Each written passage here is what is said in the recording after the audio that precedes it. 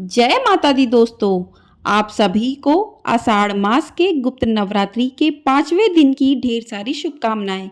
आप सभी पर माँ भवानी अपनी कृपा सदैव बनाए रखे। गुप्त नवरात्रि के 5वें दिन माता छिन्नमस्ता की पूजा की जाती है। आज की वीडियो में आप सुनेंगे माँ छिन्नमस्ता की पूजा विधि, मंत्र और कथा के बारे में। गुप्त नवरात्रि में माँ के 9 स्वरूपों में 5वें स्वरूप स्कंद माता की पूजा की जाती है और 10 महाविद्याओं में 5वीं महाविद्या माँ छिन्नमस्ता की पूजा अर्चना करने का विधान है। मान्यताओं के आधार पर माता छिन्नमस्ता को मुख्य रूप से तंत्र की देवी माना गया है। गुप्त नवरात्रि में माता छिन्नमस्ता की पूजा करने के कुछ खास नियम हैं।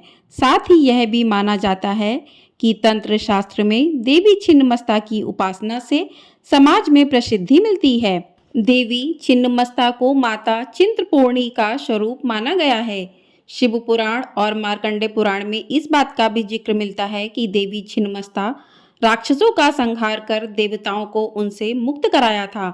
यह भी माना जाता है कि देवी छिन्नमस्ता की पूजा करने से मनुष्य को समाज में सम्मान और प्रतिष्ठा प्राप्त होती है। साथ ही सुख और समृद्धि का वरदान भी मिलता है। पूर्वी भारत जैसे पश्चिम बंगाल, झारखंड, उत्तर प्रदेश और नेपाल में इनकी विशेष रूप से पूजा की जाती है। ऐसा माना जाता है कि माता छिन्नमस्ता की पूजा में यदि कोई कमी की जाती है तो वह विपरीत फल भी देती है। छिन्नमस्ता 10 महाविद्याओं में से एक मानी जाती है। माता छिन्नमस्ता को ही प्रचंड चंडिका भी कहा जाता है।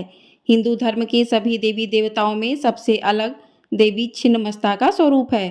पौराणिक मान्यताओं के अनुसार छिन्नमस्ता देवी तीनों गुणों सात्विक, राजसिक तथा तामसिक का प्रतिनिधित्व करती हैं। तो आइए अब जानते हैं कि पूजा किस प्रकार से आपको करनी चाहिए। तो पूजा करने के लिए आपने सुबह जल्दी उठकर स्नान आदि से निवृत्त होकर आपने जो भी चौकी लगाई है माता रानी की, वहीं पर आपको पूजा करनी है।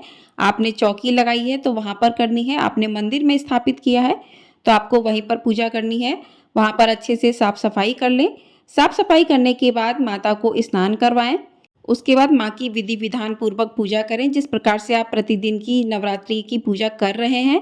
यदि गुप्त नवरात्रि में यदि कोई तांत्रिक साधना करना चाहता है तो उसको विशेष प्रकार से पूजा करनी चाहिए, विशेष मंत्रों का जाप करना चाहिए। लेकिन आप अपने घर में गृहस्थ जीवन में हैं और साधारण तरीके से आप पूजा करना चाहते हैं तो माँ का आशीर्वाद प्राप्त करने के लिए और अपनी मनोकामना के लिए आप साधारण तरीके से माँ का पूजन कर सकते हैं। तो इसके लिए माँ को आप रोली कुमकुम चढ़ाएं, अक्षत चढ़ाएं, माँ को पुष्प चढ़ाएं और माँ छिन्नमस्ता को सफ़ेद रंग के पुष्प अति प्रिय होते हैं तो माँ को सफ़ेद रंग के पुष्प अर्पित करें।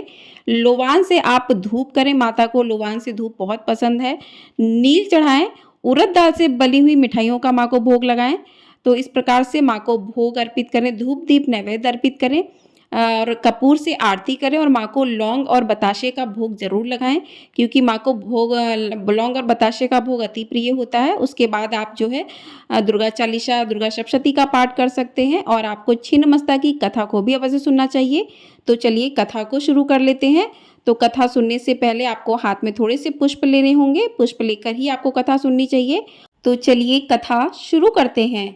माता छिन्नमस्ता की उत्पत्ति से जुड़ी एक पौराणिक कथा प्रसिद्ध है। कथा के अनुसार एक दिन माता छिन्नमस्ता अपनी दोनों सखियों के साथ मंदाकिनी नदी में स्नान कर रही थीं। तभी माता की सखियों ने कहा कि हमें बहुत ज़्यादा भूख लगी है और माता से कुछ खाने को मांगने लगी। तो माता ने उन्हें कुछ देर प्रतीक्षा करने को कहा, लेकिन भूख से व्याकुल सखियां बार बार माता से कुछ खाने के लिए मांगती रहीं। माता से अपनी सखियों की भूख देखी नहीं गई और माँ भवानी ने अपना सिर काट दिया। उनके सिर से खून की 3 धाराएं निकलीं। इसमें से 2 धाराओं को उनकी दोनों सखियों ने अपनी प्यास बुझाई और तीसरी धारा से स्वयं माता की प्यास बुझी। माना जाता है कि तब से वह माता छिन्नमस्ता के नाम से संसार में जानी जाती हैं। देवी दुष्टों के लिए संहार करने और भक्तों के लिए दया भाव रखती हैं। इसलिए देवी की आराधना हमेशा सच्चे और निर्मल मन से ही करनी चाहिए। बोलिए माँ छिन्नमस्ता की जय। तो इसके बाद आपने हाथ में जो भी पुष्प लिए हैं उसे माँ के चरणों में अर्पित कर दें और आपको आज के पूजा में जो है जिस मंत्र का जाप करना है, जो छिन्नमस्ता माता का मंत्र है, तो मंत्र है श्री ह्रीं क्लीं ऐ वज्र बैरोचनीये हुम हुम फट स्वाहा। ये मंत्र है, इस मंत्र का आप जाप करें। आप जाप 11, 21, 108 बार कर सकते हैं, जैसा आप चाहें उस तरीके से आप इस मंत्र का जाप कर सकते हैं और माँ की विधि विधान पूर्वक पूजा करें। पूजा करते समय आप माँ के 5वें स्वरूप माँ स्कंद माता और 5वीं महाविद्या के स्वरूप को ध्यान में रखते हुए माँ की पूजा करें। तो माँ छिन्नमस्ता का स्वरूप कैसा है, आइए जानते हैं। छिन्नमस्ता माँ का स्वरूप अत्यंत ही विकराल है। माँ का रूप बहुत ही उग्र है, इसलिए इन्हें प्रचंड चंडिका भी कहा जाता है। माँ का एक नाम छिन्नमस्तिका भी है। माँ अपने अन्य उग्र रूपों में राक्षसों की कटी खोपड़ी हाथ में लिए रहती हैं, जबकि इस रूप में उनके हाथ में स्वयं उनकी ही खोपड़ी रहती है। माँ का वर्ण उडल के समान लाल है तथा वस्त्रों के रूप में उन्होंने केवल आभूषण ही धारण किए हुए हैं।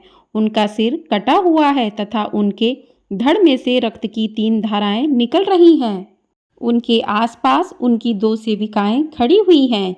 रक्त की 3 धाराएं उनकी सेविकाओं के मुख में जा रही हैं और एक धारा उनके स्वयं के मुख में जा रही है। गले में उन्होंने राक्षस की खोपड़ियों की माला पहनी हुई है।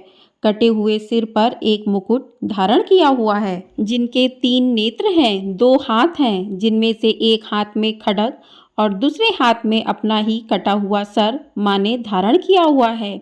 माँ ने कमरबंद के रूप में राक्षस की खोपड़ियों को बांधा हुआ है। माँ छिन्नमस्ता के रूप और स्वभाव को देखते हुए इनकी पूजा तांत्रिकों द्वारा तांत्रिक शक्तियों का अर्जन करने तथा अपने शत्रुओं पर विजय पाने के उद्देश्य से की जाती है।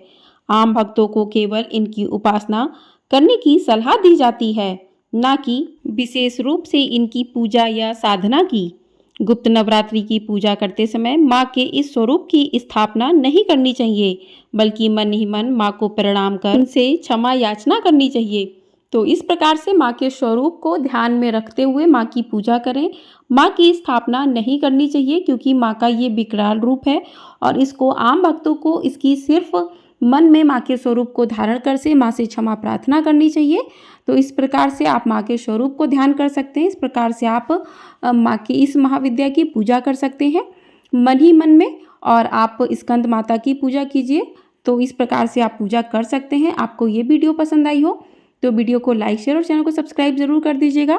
और अंत में आप माता की आरती करें। आरती करने के बाद आप प्रसाद ग्रहण करें और सभी को प्रसाद बांटें। तो इस प्रकार से पूजा आपकी समाप्त होगी और आप माता रानी का आशीर्वाद आप सभी पर बना रहे। वीडियो पसंद आई हो तो लाइक ज़रूर कीजिएगा और कमेंट बॉक्स में जय माता दी जरूर लिखिएगा।